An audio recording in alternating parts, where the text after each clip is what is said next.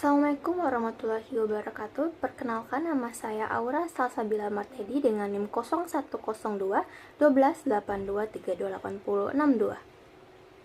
Pertama, saya akan membahas profil Maluku. Kelompok kami mengambil provinsi Maluku yang dimana luas wilayahnya kurang dari 46.914 km persegi di daratan atau kurang lebih 658.294 km persegi di laut termasuk Z. Jumlah pulau kurang lebih 1.340 pulau, sebagian besar berpenghuni, dengan kabupaten 9 dan kota 2, kecamatan 118 dengan desa atau kelurahan 1.198. Selanjutnya saya akan membahas realisasi RPJMD tahun 2019 sampai tahun 2024. Yang pertama adalah realisasi pertumbuhan ekonomi, yang dimana pertumbuhan ekonomi ini berada pada kisaran 3,8% sampai 5,2% per tahun. Tahun 2020 turun drastis karena pandemi, pemulihan mulai terlihat pada tahun 2022 dengan target RPJMD 6-7% pertumbuhan ekonomi per tahun. Capaiannya belum tercapai dengan kendala pandemi COVID-19 memukul sektor jasa dan pariwisata. Infrastruktur ekonomi dan logistik antar pulau masih terbatas dan industri pengolahan tidak tumbuh seperti yang direncanakan. Lalu ketergantungan pada komunitas primer, ikan, dan pertanian.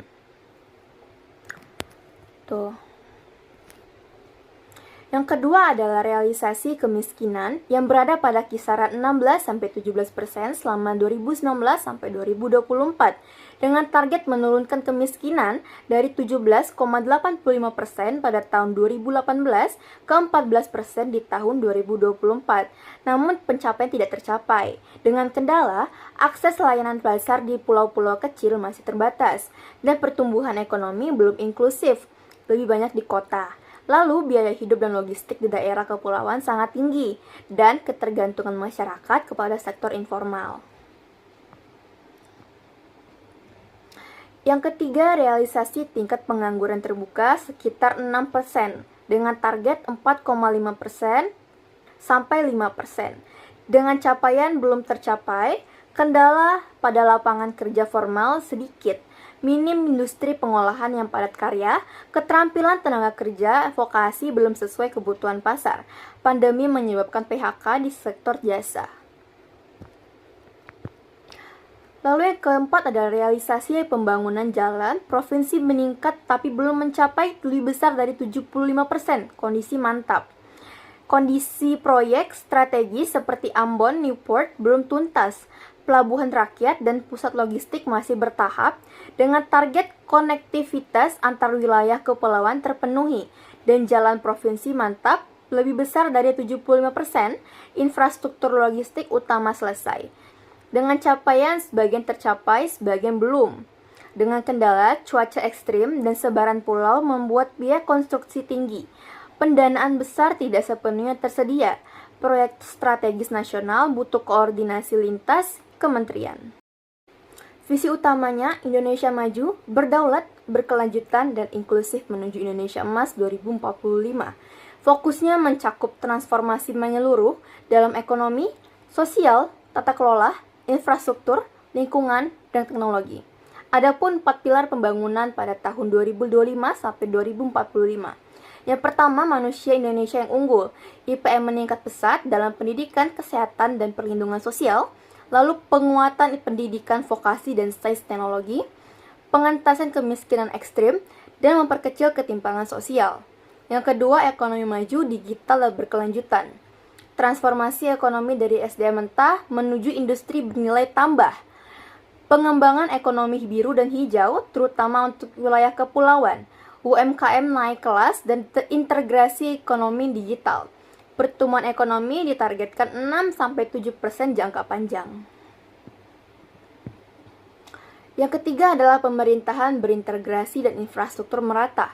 Reformasi birokrasi berbasis digital, infrastruktur transportasi, energi, dan konektivitas antar wilayah diperkuat, layanan publik inklusif dan akuntabel. Yang keempat adalah lingkungan berkelanjutan ketahanan iklim. Penurunan emisi GRK signifikan hingga 86% pada 2023. Target Maluku juga sejalan dengan FAO. dan rehabilitas pesisir dan pulau kecil. Ketahanan bencana nasional diperkuat. Selanjutnya adalah pertumbuhan ekonomi. Kabupaten seperti Kepulauan Tanimbar, Maluku Tenggara, dan Maluku Tengah menunjukkan peningkatan stabil di kisaran 0% pada tahun 2020, menjadi lebih dari 5% pada tahun 2024. Menandakan pemulihan ekonomi yang kuat, daerah seperti Seram bagian barat dan Kepulauan Aru bahkan mencatat pertumbuhan yang relatif tinggi di atas 5% pada 2024, yang menunjukkan potensi ekonomi yang baik terutama di sektor kelautan dan perikanan. Sebaliknya, daerah seperti Buru dan Seram bagian timur menunjukkan peningkatan yang lebih lambat dengan pertumbuhan di bawah 4,5% pada 2024. Hal ini bisa menunjukkan adanya ketimpangan pembangunan antar wilayah di Provinsi Maluku. Kota Ambon sebagai pusat kegiatan ekonomi dan pemerintahan mengalami peningkatan signifikan dari minus 1,95% pada tahun 2020 menjadi 5,96% pada 2024, yang menunjukkan pemulihan kuat pasca pandemi dan peningkatan aktivitas ekonomi di sektor jasa dan perdagangan. Secara keseluruhan, Provinsi Maluku ini mencatat pertumbuhan ekonomi rata-rata sebesar minus 0,91% pada tahun 2020 dan meningkat konsisten sehingga 5,34% pada 2024. Ini menunjukkan tren pemulihan dan ekspansi ekonomi yang positif, mencerminkan keberhasilan program pembangunan daerah serta adaptasi terhadap kondisi ekonomi pasca pandemi. Di laju pertumbuhan penduduk pada tahun 2020 menjadi periode dengan pertumbuhan terendah di hampir seluruh wilayah Maluku. Daerah seperti Maluku Barat Daya 1,52%, Kepulauan Tanimbar 1,05%, dan Kepulauan Aru 0,79%. Mencatat pertumbuhan yang sangat rendah dipengaruhi oleh pandemi COVID-19 yang menekan aktivitas perdagangan, transportasi, dan pariwisata. Kota Ambon bahkan mengalami kontraksi minus 0,69 akibat penurunan mobilitas dan permintaan masyarakat. Memasuki tahun 2021, terjadi pemulihan signifikan di berbagai daerah. Maluku Barat Daya melonjak hingga 19,08%, disusul Seram bagian timur 9,05%. Rebound pertumbuhan ini umumnya didorong pemulihan konsumsi rumah tangga, belanja pemerintah, serta meningkatnya aktivitas perikanan dan pertanian. Pada tahun 2022, pertumbuhan ekonomi relatif stabil di berbagai besar kabupaten atau kota, yang berada di kisaran 9-10%, menunjukkan ke proses konsolidasi pasca pemulihan. Meski demikian, terdapat variasi antar wilayah seperti Maluku Barat Daya yang tetap tumbuh tinggi 14,05%, sementara Maluku Tengah bergerak lebih moderat 6,95%. Stabilitas ini dipengaruhi oleh produksi perikanan, harga komoditas, dan pembangunan infrastruktur. Di tahun 2023 menjadi puncak pertumbuhan di beberapa wilayah, terutama Maluku Barat Daya 26,45% dan Seram bagian barat 8,23%. Namun terdapat penurunan tajam di Seram bagian timur yang mencatat kontraksi minus 3,54% yang kemungkinan akibat gangguan sektor primer atau pelemahan investasi lokal. Di tingkat provinsi, pertumbuhan mencapai 8,15%, menandakan ekonomi regional tetap kuat. Memasuki tahun 2024, pertumbuhan ekonomi Maluku sedikit melambat menjadi 7,11% karena normalisasi setelah lonjakan pemulihan pada tahun-tahun sebelumnya. Meski mayoritas wilayah mengalami perlambatan, seluruhnya tetap berada pada zona positif, di mana Ambon 7,20% dan Seram bagian barat 7,26%, menunjukkan ketahanan ekonomi yang baik, ditopang stabilnya sektor perdagangan dan jasa. PDRB ADHK. PDRB Maluku meningkat dari 30,76 triliun tahun 2020 menjadi 37,21 triliun pada tahun 2024, menunjukkan pertumbuhan yang stabil dan positif setelah pandemi. Ambon menjadi penyumbang terbesar, naik dari 10,19 triliun menjadi 12,34 triliun, sejalan dengan fungsinya sebagai pusat perdagangan dan jasa. Maluku Tengah, Kepulauan Aru, Maluku Tenggara juga tumbuh kuat didorong oleh sektor pertanian, perikanan, dan aktivitas pesisir. Kabupaten dengan skala ekonomi kecil seperti Buru Selatan dan MBD tetap tumbuh, meski dalam nominal lebih rendah. Di Seram bagian timur dan Seram bagian barat mengalami pertumbuhan lebih moderat karena ketergantungan pada sektor primer dan fluktuatif. Secara keseluruhan, peningkatan PDRB lebih dari 6,4 triliun yang menunjukkan pemulihan ekonomi yang berhasil dan peningkatan kapasitas produksi di hampir seluruh wilayah. Distribusi PDRB. Sektor pertanian, kehutanan, dan perikanan tetap menjadi penyumbang terbesar PDRB Maluku. Meski kontribusinya sedikit menurun dari 24,0% di tahun 2020 menjadi 23,6% di tahun 2024. Penurunan ini menunjukkan awal transformasi ekonomi, namun sektor ini tetap dominan karena besarnya potensi laut dan perikanan di Maluku. Sektor industri pengolahan tumbuh dari 5,11% menjadi 6,31%, yang menandakan perkembangan hilirisasi hasil laut dan pertanian, termasuk pengolahan ikan dan produksi perkebunan. Sentra industri kecil di Ambon dan Maluku Tengah ikut mendorong kenaikan ini. Sektor perdagangan besar dan eceran meningkat dari 13,23% menjadi 14,01%. Seiring pemulihan konsumsi, peningkatan mobilitas pasca pandemi, dan naiknya arus barang melalui Pelabuhan Ambon menjadi pusat distribusi regional. Sektor konstruksi stabil pada kisaran 7,7% sampai 7,8%, berperan penting dalam pembangunan infrastruktur jalan, pelabuhan, dan fasilitas umum.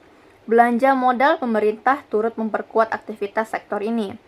Sektor administrasi pemerintah tetap dominan di sektor tersier dengan kontribusi kurang lebih 21,5% pada tahun 2024, yang mencerminkan tingginya ketergantungan ekonomi daerah pada belanja pemerintah dan transfer pusat. Sektor jasa pendidikan 5,35% dan jasa kesehatan 2,48%, yang menunjukkan peningkatan peran sektor sosial dan mendukung pembangunan manusia. Sektor informasi dan komunikasi naik dari 3,04% menjadi 3,31%, yang didorong percepatan digitalisasi dan perluasan jaringan internet di wilayah kepulauan. Baiklah, selanjutnya saya akan menjelaskan tentang investasi dan tingkat partisipasi Angkatan Kerja. Pada slide ini, kita dapat melihat perkembangan realisasi investasi, PMA, dan PMDN di Provinsi Maluku dari tahun 2019 hingga 2024. Pada tahun 2019, investasi tercatat sebesar 7,24 triliun rupiah. Angka ini kemudian meningkat tajam pada tahun 2020 menjadi 8,75 triliun rupiah, yang terutama didorong oleh proyek-proyek di sektor perikanan, pertambangan, serta pembangunan infrastruktur sebelum pandemi. Namun, pada tahun 2021 terjadi penurunan signifikan hingga 3,13 triliun. Kondisi ini disebabkan pembatasan mobilitas akibat COVID-19 yang membuat banyak perusahaan menahan ekspansi dan proses perizinan berjalan lebih lambat. Memasuki tahun 2022, investasi kembali mengalami penurunan menjadi 1,66 triliun rupiah. Faktor penyebabnya antara lain ketidakpastian ekonomi global pasca pandemi, hambatan perizinan OSSRBA, serta terhentinya beberapa proyek tambang dan sumber daya alam. Kemudian, pada tahun 2023, investasi meningkat lagi ke 3,48 triliun. Peningkatan ini didukung oleh pulihnya aktivitas ekonomi, mulai normalnya kembali harga komoditas, dan adanya perluasan di sektor perikanan, ekspor, serta pertambangan. Tetapi pada 2024, investasi sedikit menurun hingga menjadi 3,38 triliun. Penurunan ini sebagai dipengaruhi oleh kehati-hatian investor terhadap gejolak global seperti perlambatan Cina, fluktuasi harga nikel, serta situasi menjelang transisi pemerintahan. Dari tren ini kita dapat melihat bahwa investasi Maluku sangat dipengaruhi oleh kondisi global dan situasi sektoral, terutama perikanan dan pertambangan yang menjadi unggulan daerah. Selanjutnya kita masuk ke analisis tingkat partisipasi Angkatan Kerja di Provinsi Maluku. Pertama, TPAK provinsi menunjukkan tren meningkat dari 65,07% pada tahun 2020, naik menjadi 66,52% pada tahun 2024. Kenaikan ini menggambarkan pemulihan pasar tenaga kerja pasca pandemi, dengan semakin banyak penduduk yang kembali aktif mencari atau memiliki pekerjaan. Jika dilihat per kabupaten atau kota, terdapat perbedaan TPAK yang cukup mencolok. Wilayah dengan TPAK tertinggi adalah Buru Selatan dan Buru, yang mencapai lebih dari 72%. Tingginya TPAK ini karena banyak penduduk bekerja di sektor primer seperti perikanan, pertanian, dan perkebunan yang cenderung menyerap tenaga kerja dalam jumlah yang besar. Sementara itu, wilayah dengan TPAK menengah seperti Ambon dan Tual berada di kisaran 60-66%. Rendahnya TPAK ini dipengaruhi jumlah penduduk usia kerja yang masih bersekolah atau kuliah. Berbeda lagi dengan wilayah seperti Maluku Barat Daya, yang mengalami fluktuasi TPAK dari tahun ke tahun karena ketergantungan pada pola kerja musiman.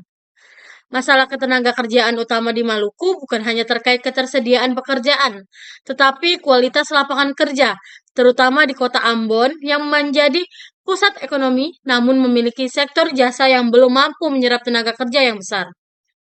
Dilihat dari tingkat pengangguran terbuka atau TPT, daerah dengan TPT tertinggi adalah kota Ambon, yaitu sekitar 11-12%.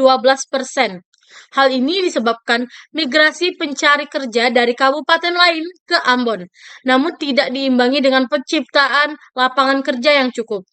Sebaliknya, daerah dengan TPT terendah adalah Kepulauan Aru sebesar 1,83%, diikuti Buru Selatan sebesar 2,36%, dan daerah bagian timur lainnya. Rendahnya TPT di wilayah ini karena kuatnya sektor primer yang menyerap tenaga kerja. Yang berarti dapat kita simpulkan bahwa terdapat ketimpangan struktural dalam pasar tenaga kerja Maluku. Ambon mengalami beban pengangguran tertinggi, sementara kabupaten-kabupaten kepulauan memiliki penyerapan tenaga kerja yang baik namun didominasi pekerjaan informal dan sektor primer. Selanjutnya saya akan membahas dependensi ratio, elastisitas kesempatan kerja, tingkat pengangguran terbuka, dan tingkat partisipasi angkatan kerja di Maluku. Pada bagian pertama ini, kita melihat dependensi rasio atau rasio ketergantungan di Provinsi Maluku. Pada tahun 2020, rasio ketergantungan Maluku berada di angka 58,2, artinya setiap 100 penduduk usia produktif harus menanggung sekitar 58-59 penduduk non-produktif, yang terdiri dari anak-anak dan lansia. Angka ini cukup tinggi sehingga beban ekonomi rumah tangga dan pemerintah juga besar. Kemudian, pada tahun 2025, angka ini diproyeksikan turun menjadi 57,5. Penurunan ini menunjukkan bahwa beban tanggungan perlahan berkurang. Kondisi ini memberi sinyal positif karena secara demografis, Maluku menuju struktur penduduk yang lebih menguntungkan. Dengan lebih banyak penduduk usia produktif, potensi peningkatan tabungan, konsumsi produktif, serta pertumbuhan ekonomi menjadi lebih besar. Selanjutnya kita masuk pada bagian elastisitas kesempatan kerja atau EKK, yang menggambarkan seberapa mampu pertumbuhan ekonomi menciptakan lapangan kerja. Pada tabel terlihat bahwa pertumbuhan ekonomi Maluku sempat negatif di tahun 2020, yaitu minus 0,91% akibat pandemi. Namun TPAK masih cukup tinggi, yaitu 65,07%, menunjukkan penduduk tetap aktif di pasar kerja. Pada tahun 2021, pertumbuhan ekonomi naik signifikan menjadi 3,63%. Dan TPAK meningkat ke 65,75%. Tahun 2022, pertumbuhan ekonomi mencapai 3,51% dengan TPAK 65,46%. Lalu, tahun 2023 pertumbuhan menjadi 5,21% dengan TPAK 63,6%. Dan pada 2024, pertumbuhan ekonomi berada di 5,34% dengan TPAK meningkat menjadi 66,52%.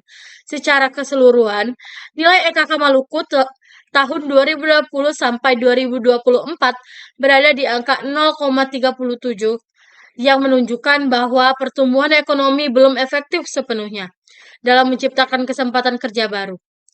Ekonomi memang tumbuh, namun peningkatan lapangan kerja berjalan lebih lambat. Dengan kata lain, diperlukan kebijakan yang lebih pro-labor agar dampak ekonomi terasa lebih kuat bagi kesejahteraan masyarakat. Berikutnya kita melihat data tingkat pengangguran terbuka atau TPT di seluruh kabupaten atau kota.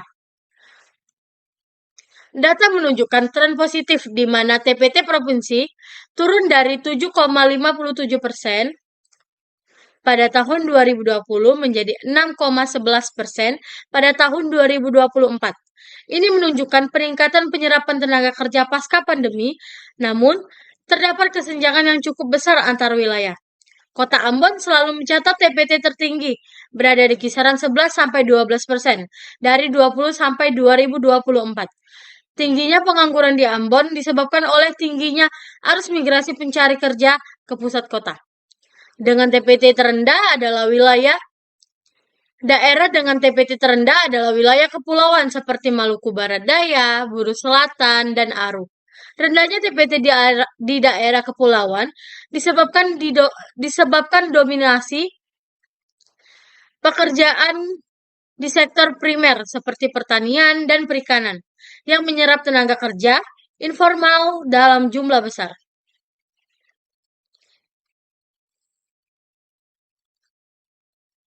TPAK menunjukkan seberapa besar penduduk usia kerja yang aktif bekerja atau sedang mencari pekerjaan.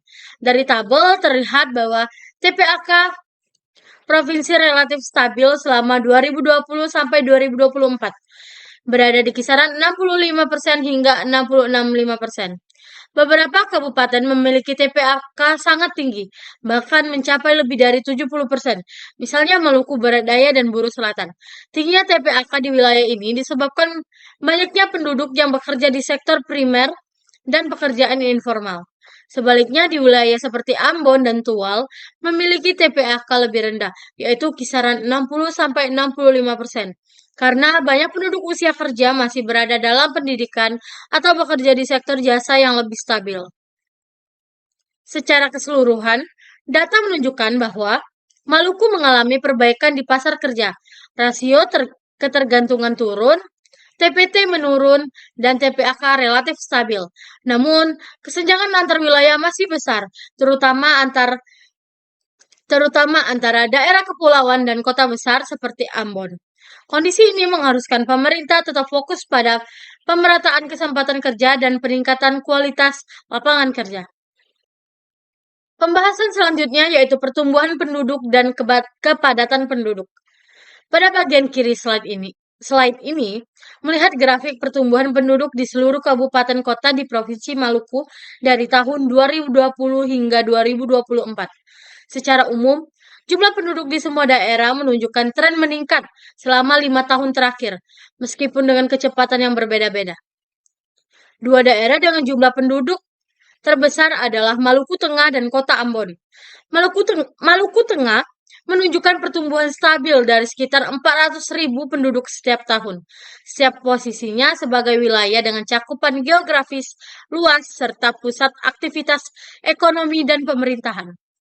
Sementara Kota Ambon sebagai pusat perekonomian dan pendidikan juga menunjukkan kenaikan yang konsisten hingga mendekati 450.000 penduduk pada 2024.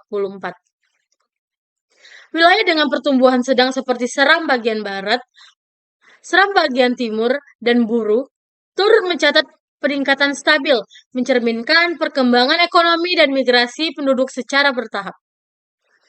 Sedangkan daerah seperti Buru Selatan, Maluku Barat Daya, Tual, dan Kepulauan Aru mengalami pertumbuhan lebih lambat. Hal ini wajar karena karakteristik wilayah kepulauan dan jumlah penduduk awal yang lebih kecil, sehingga kenaikannya tidak sebesar daerah pusat. Secara keseluruhan, grafik ini menunjukkan bahwa pertumbuhan penduduk di Maluku bersifat positif, namun masih terdapat kesenjangan antara daerah pusat seperti Ambon dan Maluku Tengah dengan wilayah pinggiran yang cenderung tumbuh lebih lambat. Selanjutnya pada bagian kanan slide kita melihat tabel kepadatan penduduk untuk masing-masing kabupaten kota dari 2020 sampai 2024.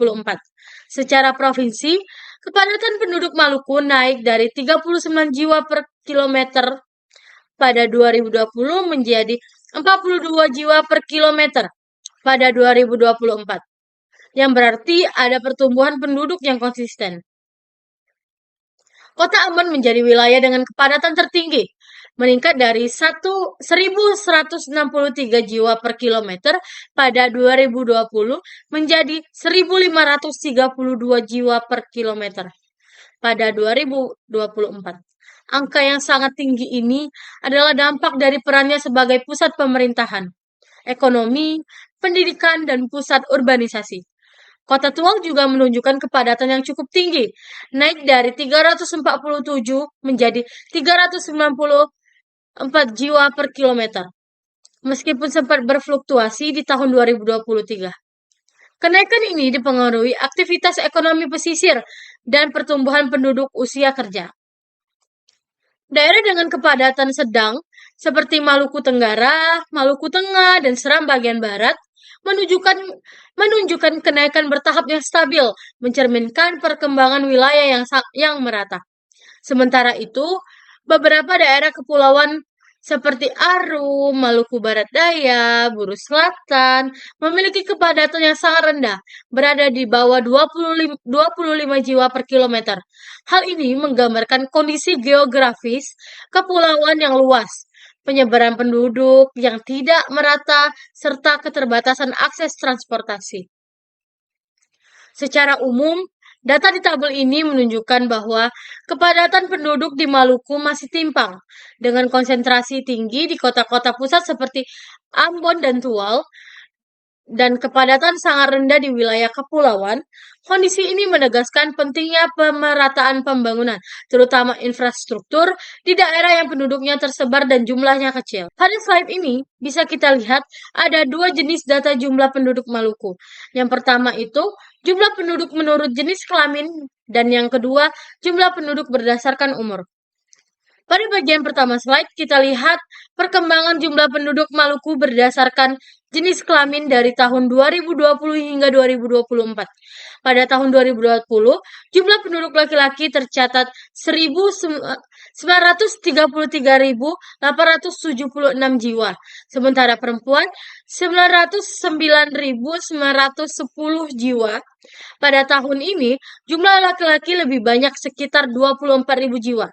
Memasuki tahun 2021, jumlah laki-laki meningkat menjadi 946.547 jiwa. Dan perempuan naik menjadi 922.974 jiwa. Kenaikan ini sejalan dengan tren pertumbuhan penduduk yang cukup stabil. Di tahun 2022, jumlah laki-laki bertambah menjadi 959.106 jiwa, sedangkan perempuan mencapai 935.960 jiwa. Selisih jumlah penduduk laki-laki dan perempuan tetap berada di kisaran 20-23.000 jiwa. Pada 2023, angka laki-laki naik menjadi 971.580 jiwa, sementara perempuan mencapai 948.882 jiwa. Hingga tahun ini, 2024, jumlah laki-laki mencapai 983.943 jiwa dan perempuan 961.705 jiwa. Ini menunjukkan bahwa selama 5 tahun berturut-turut, jumlah penduduk laki-laki dan perempuan sama-sama mengalami peningkatan. Secara keseluruhan, ada beberapa poin penting yang bisa kita simpulkan. Jumlah penduduk Maluku terus bertambah setiap tahun, baik laki-laki maupun perempuan. Kenaikan penduduk laki-laki dari 2020 ke 2024 adalah sekitar 50.000 jiwa, sedangkan perempuan meningkat sekitar 52.000 jiwa. Selama periode ini, laki-laki selalu sedikit lebih banyak daripada perempuan dengan selisih sekitar 20.000 jiwa. Rasio jenis kelamin tetap stabil dan wajar, sehingga menunjukkan komposisi penduduk yang seimbang dan tidak ada perbedaan ekstrem antar gender. Peningkatan penduduk dari kedua jenis kelamin menggambarkan pertumbuhan demografis yang positif dan didorong oleh kondisi sosial ekonomi yang semakin membaik. Selanjutnya, kita melihat struktur penduduk berdasarkan kelompok umur. Grafik yang ditampilkan memperlihatkan jumlah penduduk menurut kelompok usia dari 0 sampai 4 tahun hingga usia 75 tahun ke atas. Untuk rentang waktu 2020 sampai 2024. Secara umum, total penduduk Maluku bertambah dari sekitar 1,84 juta jiwa pada 2020 menjadi 1,94 juta jiwa pada 2024. Ini menunjukkan pertumbuhan penduduk yang stabil setiap tahun. Beberapa hal penting yang terlihat dalam grafik. Yang pertama ada dominasi usia muda. Kelompok usia 0 sampai 4 tahun, 5 sampai 9 tahun, 10 sampai 14 tahun, 15 sampai 19 tahun, dan 20 sampai 24 tahun menjadi kelompok usia dengan jumlah penduduk terbesar. Dalam semua tahun, jumlah penduduk di kelompok usia ini berkisar antara 150 hingga hampir 200.000 jiwa, menunjukkan bahwa Maluku memiliki struktur penduduk yang didominasi oleh usia muda. Yang kedua itu ada potensi bonus demografi. Banyaknya penduduk usia muda dan usia produktif dari rentang umur 15 tahun sampai 64 tahun menjadi potensi besar bagi pertumbuhan ekonomi daerah karena kelompok ini merupakan tenaga kerja utama. Namun, potensi ini harus diimbangi dengan penyediaan lapangan kerja, pendidikan, dan pelatihan keterampilan yang memadai. Yang ketiga yaitu tren usia produktif meningkat. Kelompok usia 25 sampai 29 tahun hingga 45 sampai 49 tahun juga menunjukkan peningkatan jumlah penduduk setiap tahun. Ini menandakan semakin banyaknya penduduk yang memasuki usia produktif sehingga kesempatan ekonomi bisa bertambah. Yang keempat itu ada kelompok lanjut usia bertambah. Kelompok usia 60 tahun ke atas juga mengalami peningkatan meskipun jumlahnya tidak sebesar usia muda. Hal ini menunjukkan membaiknya layanan kesehatan dan meningkatnya angka harapan hidup di Maluku. Yang kelima atau yang terakhir itu ada struktur penduduk bersifat ekspansif. Artinya, jumlah penduduk usia muda lebih banyak dibandingkan usia tua. Ini umum terjadi pada daerah dengan laju pertumbuhan penduduk yang masih tinggi. Secara keseluruhan, grafik ini menggambarkan bahwa Maluku memiliki komposisi penduduk yang kuat di usia muda dan usia produktif, yang dapat menjadi modal besar bagi pembangunan jika dikelola dengan baik.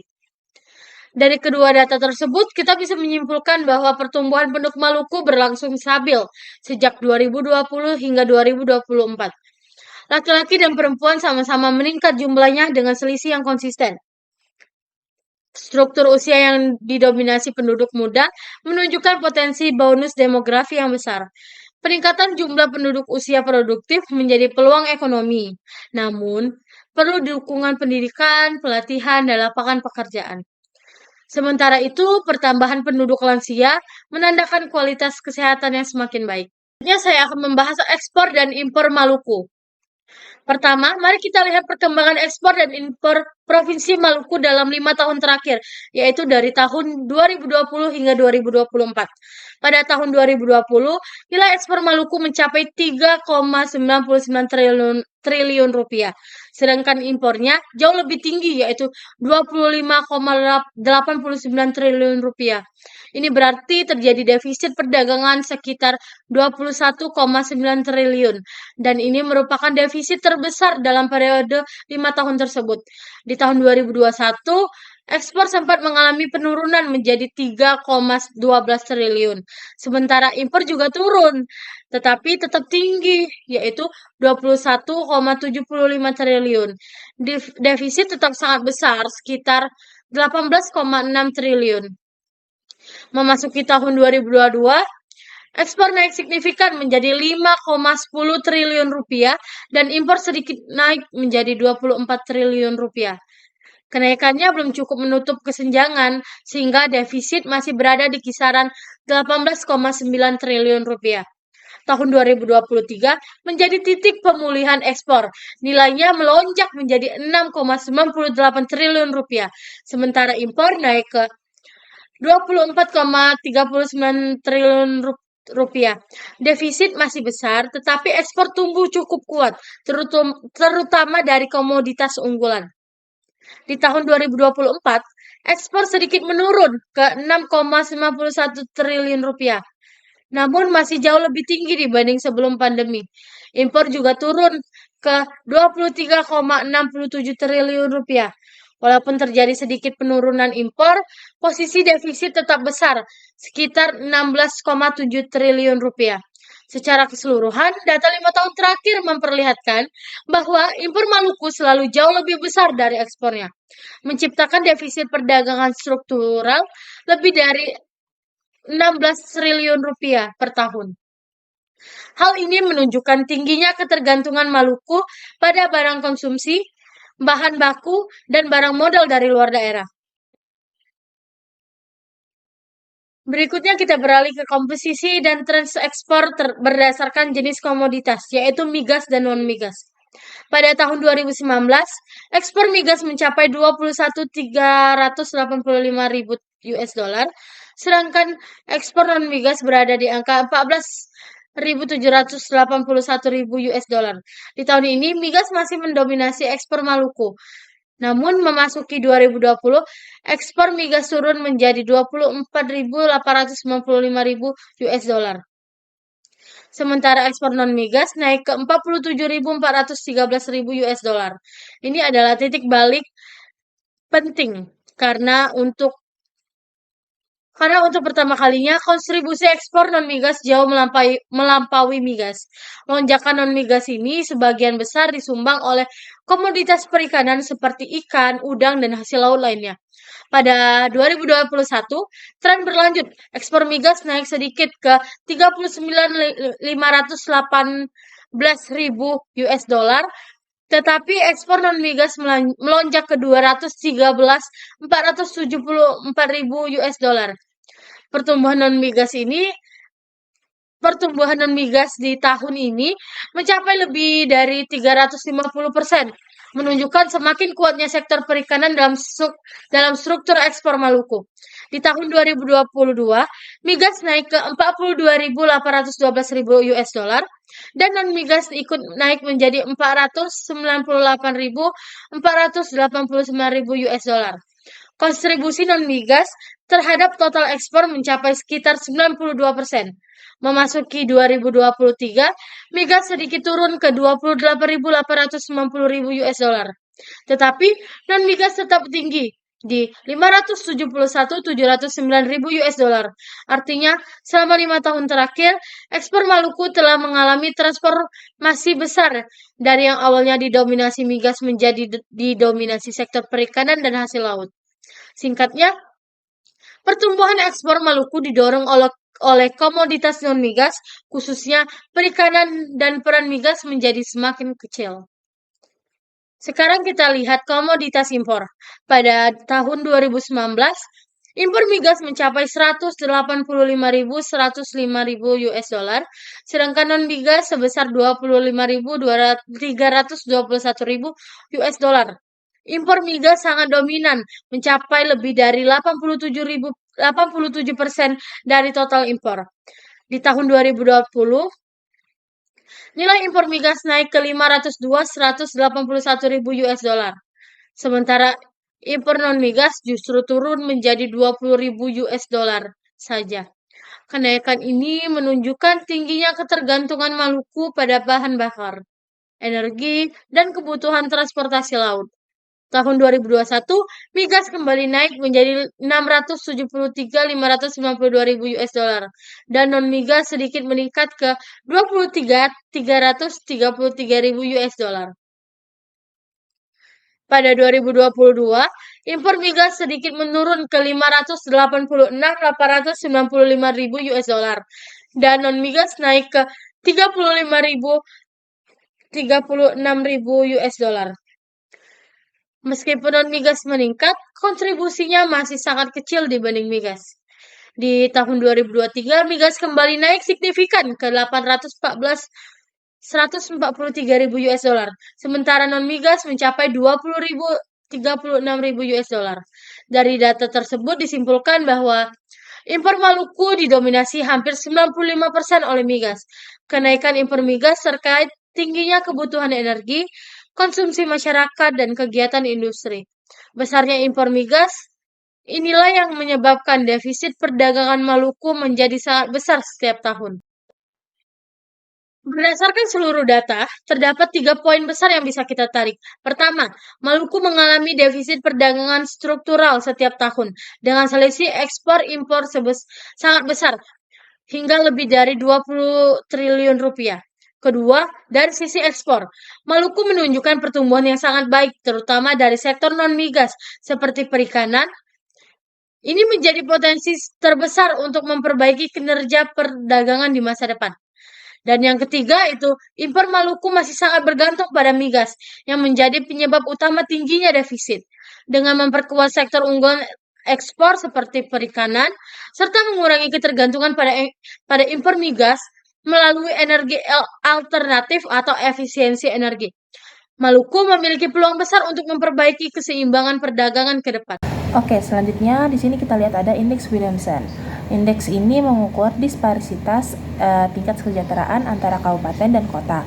Kita melihat tren cenderung meningkat sejak 2021 hingga 2023. Ini memiliki arti bahwa laju pertumbuhan ekonomi dan pembangunan lebih cepat terjadi di beberapa pusat pertumbuhan, seperti di kota Ambon dibandingkan dengan wilayah yang lain. Yang kedua, ini ada indeks TAIL. Di angka-angka indeks TAIL ini memperkuat temuan Williamson. Dilihat dari indeks TAIL antar wilayah yang konsisten lebih besar daripada indeks TAIL dalam wilayah, yang memiliki arti bahwa mayoritas ketimpangan di Maluku bersumber dari perbedaan antara pendapat dari kabupaten dan kota, bukan dari ketimpangan di dalam masing-masing wilayah itu sendiri. Yang ketiga ada rasio Gini. Rasio Gini ini yang mengukur ketimpangan pendapatan, menunjukkan angka yang relatif stabil di kisaran 0,4. Ini masih berada dalam kategori ketimpangan sedang. Di sini kita memastikan bahwa program pemerataan pembangunan dapat menekankan angka ini dan mencegahnya bergerak ke batas kategori ketimpangan tinggi. Jadi di slide ini fokus kebijakan harus bergeser untuk mengurangi kesenjangan ekonomi antar wilayah maju dan wilayah tertinggal. Oke, selanjutnya ada indeks pembangunan manusia di Provinsi Maluku. Jadi di IPM seluruh kabupaten atau kota di Maluku ini menunjukkan tren meningkat dari 2019 sampai 2023. Ambon memiliki IPM tertinggi, menunjukkan kualitas pembangunan manusia terbaik di provinsi. Maluku Barat Daya dan Kepulauan Tarimban berada di kelompok IPM terendah, tetapi tetap mengalami peningkatan setiap tahunnya. Kenaikan IPM terjadi secara stabil dan merata, tanpa penurunan signifikan di sebagian besar wilayah. Dan tabel ini menunjukkan perbaikan berkelanjutan dalam pendidikan, kesehatan, dan standar hidup di Maluku. Oke, selanjutnya di sini ada SLQ dan DLQ. SLQ DLQ yang mengidentifikasi sektor-sektor basis yang memiliki potensi pertumbuhan yang tinggi. Sektor-sektor yang memiliki nilai DLQ dan SLQ yang tinggi, yang berarti mereka adalah sektor basis dan pertumbuhannya cepat, meliputi pertanian kehutanan, perikanan, serta sektor penunjang seperti konstruksi dan transportasi, pergudangan dan komunikasi. Sektor-sektor ini adalah core competence ekonomi Maluku. Jadi mereka harus menjadi prioritas utama investasi karena akan memberikan multiplier efek terbesar bagi di daerah tersebut. Di sisi lain ada juga sektor SLQ tinggi tetapi DLQ rendah, seperti pengadaan air dan jasa keuangan yang menunjukkan kelebihan produksi tetapi pertumbuhannya melambat. Sektor ini perlu stimulus agar daya saingnya meningkat. Oke, selanjutnya di sini ada shift share. Beberapa sektor menunjukkan pertumbuhan pesat seperti konstruksi, perdagangan, transportasi, informasi dan komunikasi, jasa keuangan, dan administrasi pemerintahan menandakan perannya yang semakin kuat dalam perekonomian daerah Maluku tersebut. Banyaknya sektor lainnya bersifat cenderung berpotensi, seperti industri pengolahan, pengadaan listrik dan gas, pengelolaan air dan limbah, akomodasi dan makan dan minum, real estate, serta jasa kesehatan menunjukkan peluang pengembangan yang masih terbuka. Serta secara keseluruhan, tabel ini menggambarkan kombinasi antara sektor-sektor yang tumbuh cepat dan sektor berpotensi berkembang, yang dapat menjadi dasar penentuan prioritas pembangunan ekonomi di daerah Maluku. Oke, selanjutnya ada tipologi Claassen berdasarkan IPM. Jadi rata-rata IPM di Maluku adalah 69,902. Sedangkan IPM tertinggi itu ada di Kota Ambon dengan 81,314 dan termasuk kategori yang maju. Sedangkan IPM terendah di Provinsi Maluku itu ada dari Kepulauan Tanimbar dengan 63,25 dengan kategori masih berkembang. Kategori berkembang di Provinsi Maluku yaitu ada Kepulauan Tanimbar, Seram bagian barat, Seram bagian timur, dan Buru Selatan. Sedangkan kategori yang masih tertekan itu ada Maluku Tenggara, Maluku Tengah, Buru, Kepulauan Aru, Maluku Barat Daya, dan Kota Tuai. Jadi sebagian besar di wilayah masih berada pada kategori tertekan, menunjukkan ketimpangan pembangunan masih di antar daerah di Provinsi Maluku. Terus ada tipologi Claassen andalan dan non-andalan. Di Provinsi Maluku ini daerah majunya yaitu adalah Kota Ambon. Daerah berkembangnya itu ada Kepulauan Tanimbar, terus ada SBB, SBT, dan Buru Selatan. Sedangkan daerah tertekannya ada Maluku Tengah, Kepulauan Aru, Kota Tuai, dan daerah tertinggalnya yaitu ada Maluku Tenggara, Buru, Maluku, dan Maluku Barat Daya. Selanjutnya saya akan menjelaskan tentang investasi. Ini terlihat di data tahun 2019 dan tahun 2020 tuh investasi itu meningkat tajam. Ini didorong oleh perikanan, pertambangan, dan infrastruktur, serta meningkatnya minat investor menjelang pengembangan proyek strategi nasional. Nah, di 2021 ini investasi menurun signifikan. Ini karena ada dampak lanjutan dari pandemi COVID, mobilitas modal jadi yang terbatas.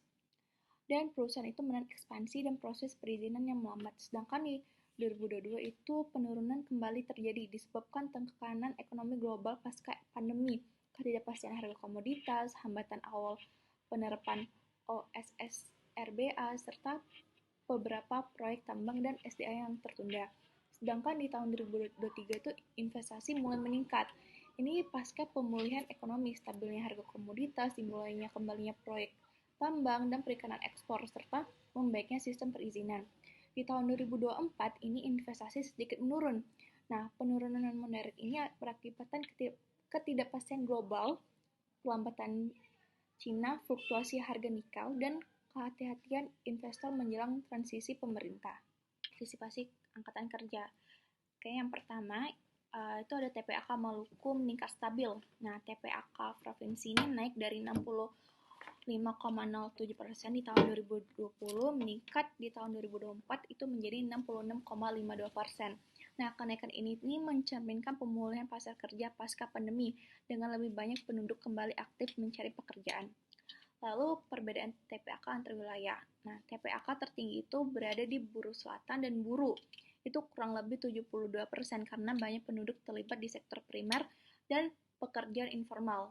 Lalu wilayah urban TPAK menengah itu seperti di Kota Ambon dan Kota Tuai itu memiliki TPAK lebih rendah, sekitar 60 hingga 66%, karena banyak penduduk usia kerja masih sekolah ataupun kuliah. Selanjutnya fluktuasi tinggi. Maluku Barat Daya ini berubah drastis antar tahun. Ini menunjukkan ketergantungan pada proyek musiman dan jangka pendek. Inti dari permasalahan ketenaga kerjaan ini, masalah utamanya itu bukan kemauan bekerja, tetapi keterbatasan lapangan kerja berkualitas terutama di Ambon sebagai pusat ekonomi. Selanjutnya di sini saya akan membahas tentang ILOR dan ICAR. Terlebih dahulu, saya akan membahas tentang ILOR. Terlihat di data ini nilai ILOR daerah ini menunjukkan fluktuasi selama 21 hingga 24. mayoritas daerah mengalami nilai negatif pada tahun 2021 hingga 2023. Ini menandakan penyerapan tenaga kerja itu belum dilakukan secara optimal terhadap pertumbuhan output. Perbaikan terjadi itu pada tahun 2024 di mana hampir semua daerah mencatat ILOR yang positif. Daerah dengan perbaikan ILOR yang paling kuat di tahun 2024 itu ada Seram bagian barat, Seram bagian timur, Buru Selatan, dan Tual. Dan daerah ILOR yang terendah di tahun 2024 itu ada di Buru dan Maluku Barat Daya. Selanjutnya di sini saya akan menjelaskan ICOR. Terlihat di data, itu sebagian besar daerah ini memiliki nilai ICOR rata-rata yang sangat besar secara negatif. Ini menunjukkan investasi belum efisien dalam mendorong pertumbuhan output. ICOR paling efisien itu berada di Kota Ambon, Kabupaten Seram bagian timur, dan Kepulauan Aru, sedangkan ICOR yang tidak efisien itu berada di Kabupaten Buru, Maluku Tengah, Seram bagian barat. Nah, rata-rata provinsi di Maluku ini menunjukkan inefisien investasi secara umum, sehingga perbaikan kualitas dan arah investasi menjadi kebutuhan utama. Selanjutnya saya akan menjelaskan tentang input dan output. Terlihat tabel di samping ini menunjukkan aliran ekonomi antar sektor melalui permintaan antara konsumsi, investasi, ekspor, dan total output. Sektor 2090 ini memiliki kontribusi output tertinggi, diikuti sektor 2001 perdagangan dan industri. Konsumsi rumah tangga terbesar berasal dari sektor 2090, diikuti sektor C dan transportasi. Investasi PMTB ini tertinggi juga pada sektor 2090, ini menunjukkan prioritas pembangunan. Ekspor didominasi sektor C, G, dan H, serta ekspor antar provinsi tertinggi dari 2090 dan F. Total output itu tuh lebih besar dari total input, menunjukkan nilai tambah ekonomi yang secara positif. Secara keseluruhan, struktur ekonomi didominasi sektor industri, perdagangan, dan jasa. Kesimpulan dari pemaparan dari kelompok kami ini, pembangunan ekonomi di Provinsi Maluku ini menunjukkan kemajuan melalui peningkatan pertumbuhan ekonomi dan PDRB, namun masih menghadapi tantangan berupa ketimpangan antar wilayah, lemahnya konektivitas, dan ketergantungan pada sektor primer. Potensi besar di sektor seperti perikanan, pertanian, dan pariwisata itu belum dimanfaatkan secara optimal karena keterbatasannya hilirisasi dan infrastruktur pendukung. Selalu investasi ini masih bersifat fluktuatif dan pengangguran di kota besar itu seperti Ambon itu relatif tinggi. Melalui RPJMD tahun 2025 hingga tahun 2029, Maluku diarahkan menuju transformasi ekonomi yang lebih berkelanjutan melalui penguatan SDM, pembangunan infrastruktur, hilirisasi sektor unggulan, serta pengurangan kemiskinan ketimpangan. Nah, dengan strategi yang tepat dan konsisten, Maluku itu bisa berpeluang mencapai pertumbuhan yang inklusif dan peningkatan kesejahteraan masyarakat secara lebih merata.